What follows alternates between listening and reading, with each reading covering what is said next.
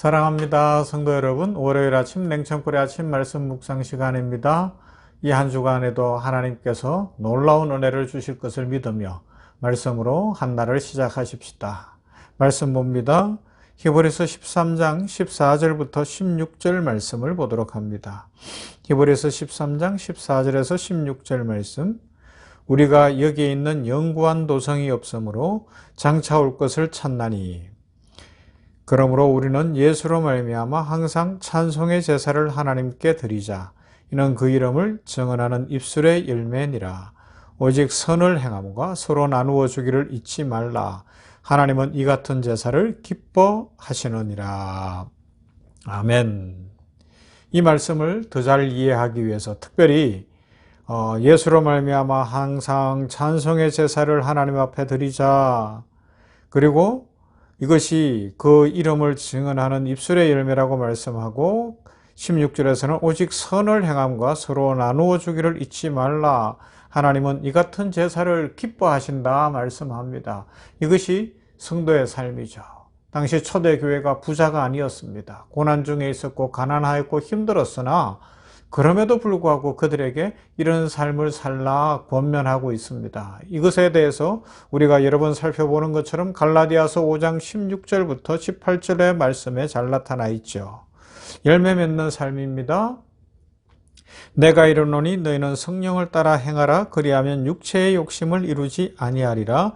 육체의 소욕은 성령을 거스르고 성령은 육체를 거스르나니 이 둘이 서로 대적하므로 너희가 원하는 것을 하지 못하게 하려 함이니라. 너희가 만일 성령의 인도하시는 바가 되면 율법 아래에 있지 아니하리라.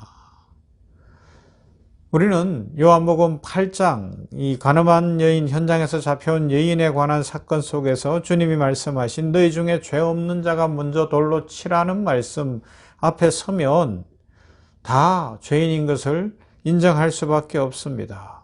역사상 단 한 사람도 죄인이 아닌 사람이 없었고 앞으로도 없을 것임을 우리는 알고 있습니다. 그런데 중요한 것은 뭐예요? 십자가예요. 예수 그리스도의 십자가가 그 모든 것을 끌어안고 우리를 살렸고 의인이 되게 하고 하나님의 자녀가 되게 하며 우리를 하나님 아버지라고 부를 수 있는 특별한 자리에 세워주셨다는 것입니다. 이것이 바로 예수 그리스도께서 십자가를 통하여서 이루어 놓으신 그 놀라운 일이며 더 나아가서 예수의 이름으로 그 예수 그리스도의 이름으로 무엇이든지 아버지께 구하면 주께서 응답하신다고 말씀하고 있습니다. 이것이 오늘 우리가 누릴 수 있는 특권이요, 축복이요, 현실입니다. 자, 여기서 이런 생각을 한번 해보십시다. 하나님 나라는 자주 강조하는 것이지만 죽어서만 가는 데가 아니죠. 물론 성도는 죽어서 천국에 갈 것입니다. 예수 그리스도 안에서 성도는 반드시 죽음 이후에 천국에 가며 주님 다시 오실 때에 완성의 그 완벽한 세상이 주어지게 될 것입니다. 그러나 하나님의 구원의 방법에서 성육신과 고난과 배신과 치욕을 거쳐 십자가의 죽으심으로써 결국은 무덤에 장사 지낸 바 되셨고 그 무덤에 부활이 담겨 있었던 것처럼 우리 모두를 이 땅에서 생명의 길을 따라서 매일매일 살아갈 수 있도록 하셨고 또 그 삶을 살라 말씀하고 있습니다. 그래서 이런 거죠. 이 주님을 따르는 길은 손해가 아니며 명예를 만드는 길이고 영광을 만드는 하나님의 방법이며 그렇기 때문에 걱정하지 말고 십자가의 길을 가라 성경이 말씀하고 있습니다. 축복의 말씀이라고 할 수가 있습니다. 여러분 이런 말씀을 들으면서 계속해서 우리는 이미 이 땅에 임한 하나님 나라를 누리고 이 하나님의 백성으로서 예수님을 잘 믿으며 쫓아가야 한다는 말씀을 들으면서도 깨닫지 못하면 우리에게 있는 가장 큰 손해가 있어요. 그것이 뭔가 하면 공포심이라는 거예요. 우리는 주의 말씀을 아멘으로 화답하고 그것을 깨닫고 그 말씀을 붙들고 살지 못하면 결국은 불안과 공포 속에서밖에 살아갈 길이 없습니다. 미래가 불안하고 오늘 우리에게 주어진 축복을 모르기 때문에 늘 하나님의 진노가 있지 않을까 불안하고 걱정되고 염려하는 그런 웅크린 삶, 오그라든 삶, 그런 삶을 살 수밖에 없다고 성경이 말씀하고 있습니다. 그래서 우리가 그렇게 불안하고 웅크린 삶을 살면 자신의 삶을 만족할 수가 없잖아요. 자신의 삶에 만족하지 못하면 어떤 현상이 있는가 하면 화를 잘 내는 거예요.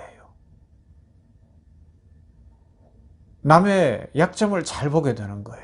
남의 약점을 잘 보는 사람이 뭐 냉정하고 비판적이고 지능적이고 지혜로워서가 아니에요. 결국 자기 삶이 불안하기 때문에 그 불안함 속에서 적대감을 갖고 보니까 다른 사람들의 단점과 약점과 이런 것들만 보이게 되더라는 것입니다. 그렇기 때문에 반대로 생각해 보면 자기 삶이 만족스럽고 불안이 없으면 어때요? 뭐 어지간한 문제가 있어도 웃고 넘어갈 수 있고요. 축복할 수 있고 다른 사람들에게 상대할 때 이 벽을 쌓지 않고 상대해 갈 수 있다라고 이야기하고 있습니다.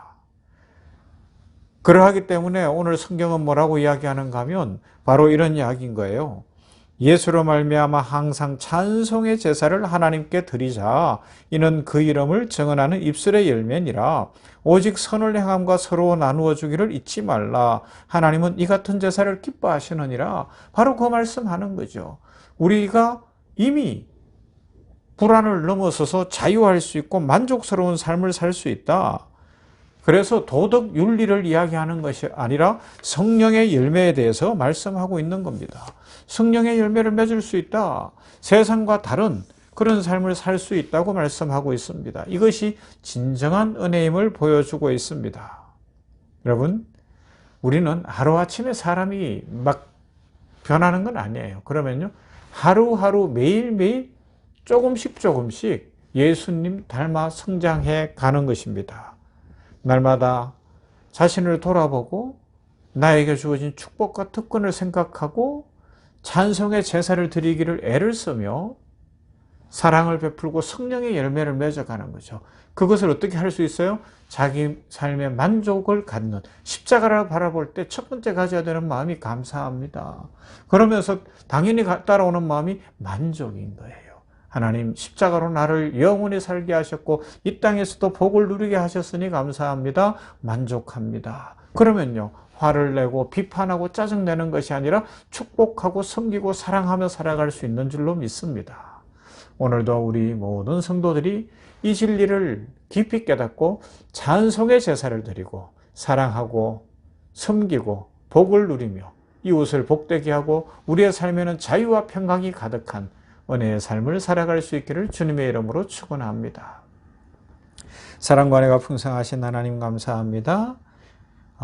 이날 아침 주의 말씀을 붙듭니다. 이제 히브리서를 곧 마무리해야 되는데 히브리서 13장에서 이 편지를 마무리하면서 주 성령께서는 사도의 입을 통하여 이 기록자의 입을 통하여 찬송의 제사를 드리고 주 예수 그리스도를 삶으로 증언하고 성령의 열매를 맺는 삶, 사랑의 삶을 살 것을 권면하고 있으니 감사합니다.